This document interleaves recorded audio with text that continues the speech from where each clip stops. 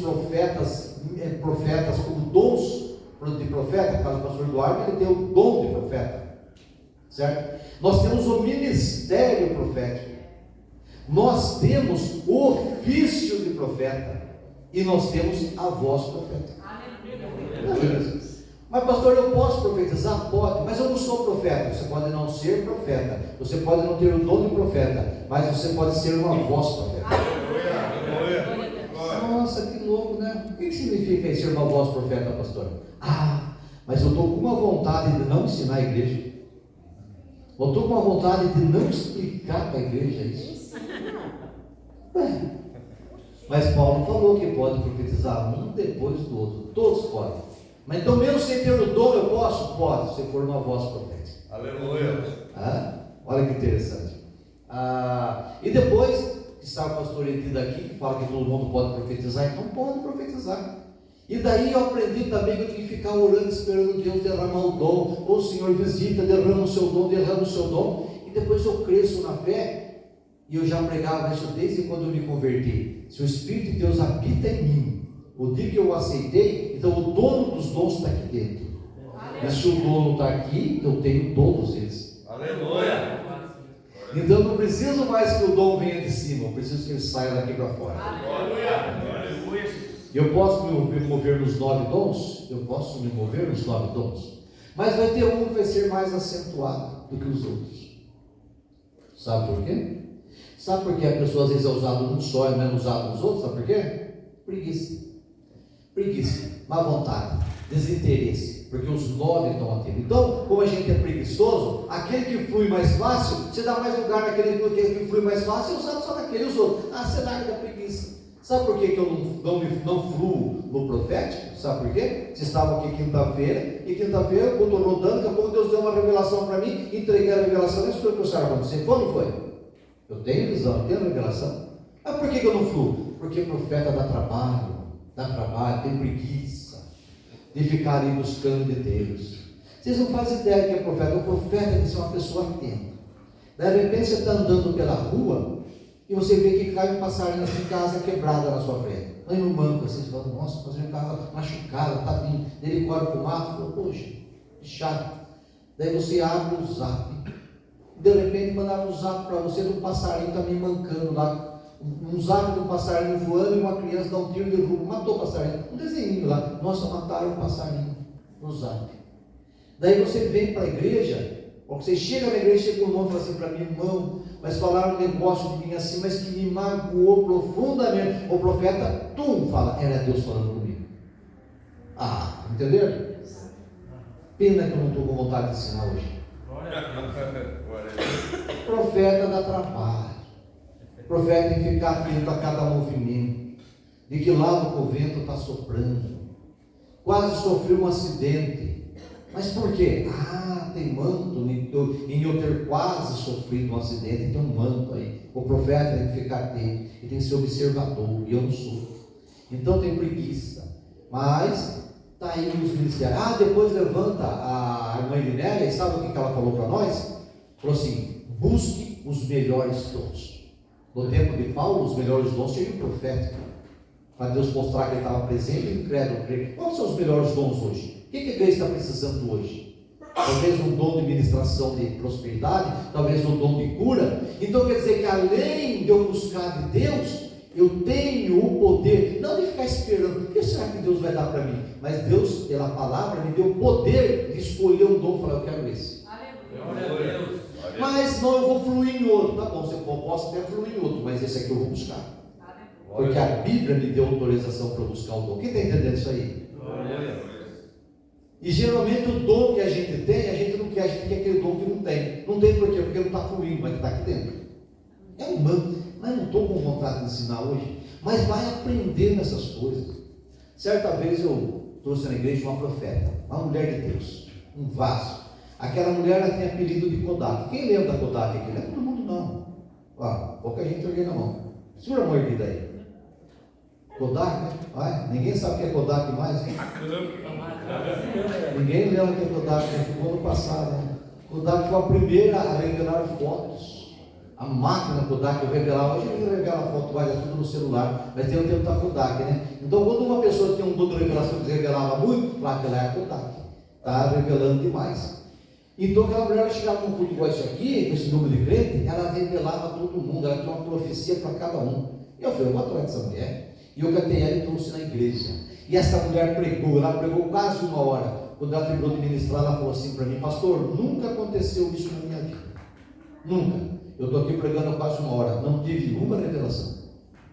Ela falou, quero que o senhor me perdoe, eu não sei o que aconteceu. Eu orei, eu jejuei, eu consagrei, mas Deus não revelou, o senhor me perdoe, não sei o que aconteceu. Eu falei para ela, eu sei o que aconteceu. Ela falou, o que foi? Eu falei, Deus está triste com a igreja. Mas como assim?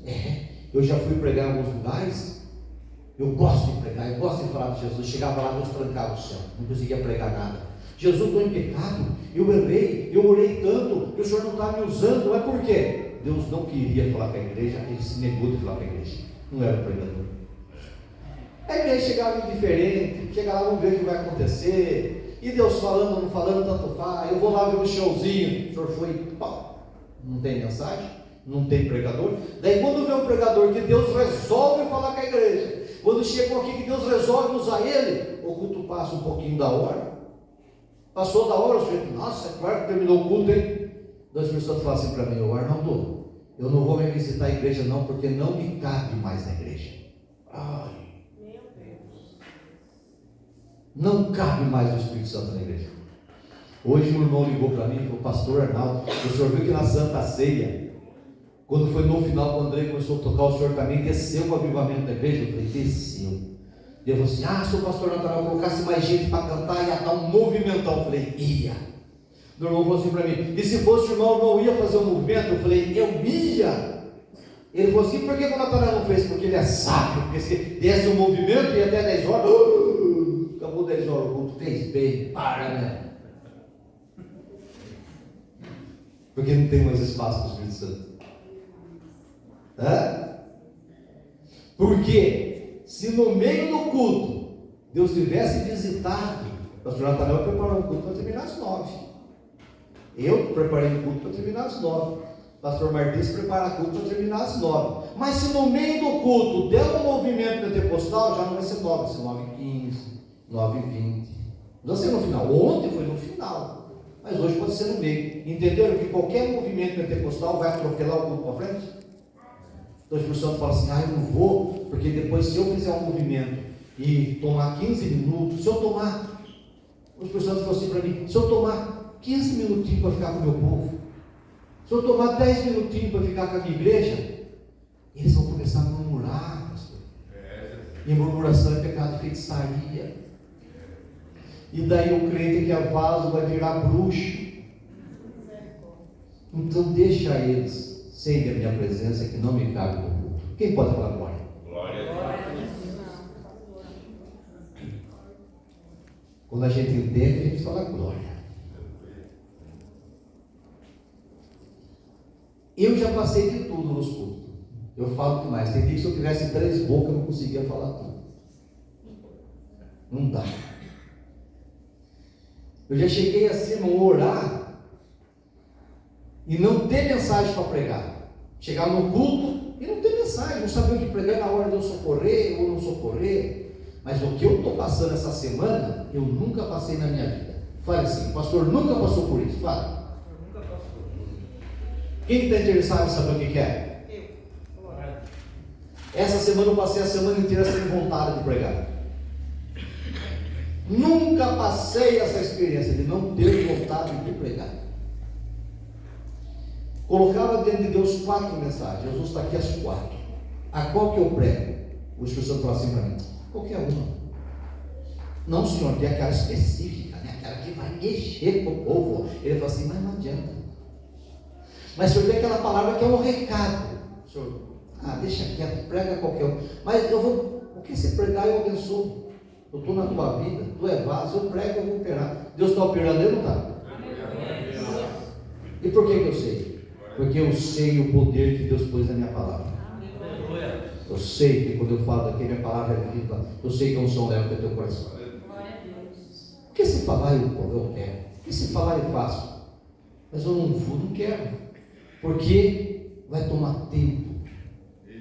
Eu estou para ir no congresso para uma Cristina. Quem gostaria de ir comigo nesse congresso? Hã? Ô pastor, por que o senhor não leva eu junto? Eu não, o culto lá é de 9 horas. Quem que quer ir? 4 dias de culto de 9 horas. Ó, já falei um monte de vezes aqui, eu vou tornar a falar. Se vocês virem numa igreja que o culto começa a tal hora e termina a tal hora, certinho, começa a tal hora e termina a tal hora, como se fosse uma missa, assim, certinho, não vá lá, o Espírito Santo não está lá. Quando você estiver numa igreja que os cultos estão acabando 10 horas, 9h30, 10 horas, 10h30, vai lá, porque aonde há o Espírito de Deus, há liberdade. Né? Então, o senhor fala assim, vou pregar o quê? O senhor fala assim, não, pregue qualquer coisa. 4 mensagens, porque se pregar, não quero operar, porque daí vai virar murmuração, e na murmuração vai pecar, e daí vai virar tudo bruxo na igreja, pecado de murmuração, e o povo de Israel não recebeu a bênção por causa de murmuração, o povo morreu por causa de murmuração, nos mandava praga por causa de murmuração, e está murmurando por causa do que? A culpa é minha? Do pastor? Não, a culpa é do Espírito Santo que visita a igreja. Porque se ele não visitar, eu termino na hora certa. Mas se ele visitar, eu estou aqui. Daqui a pouco a irmã Cristina vai cantar um hino. Mas se por acaso esse hino, vamos supor que a gente abra o coração, vamos supor que a gente fala, o Senhor, que hino, e a gente começa a adorar, e der um avivamento, e o Espírito Santo não aguentar o louvor, não aguentar a adoração, e o Espírito Santo visitar a igreja, sabe o que eu vou fazer? Eu vou dar um sinal quando ele deu dele. Está combinado aí? Está no gatilho? O André vai pegar a cantar, e na hora que ele pegar a cantar, os ministradores vão sair ministrando na igreja. Cura, libertação, prosperidade. Daí vai tomar aqui uns 10 minutos, daí vai acabar 9h10, 9h15. Eu faço o movimento ou não? Vai lá.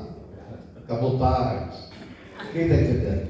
De repente, uma Cristina canta, a gente canta e Deus não opera, que eu não quero ver ninguém murmurando. Quem entendeu, entendeu. Quem não entendeu, pode parar com essa coisa.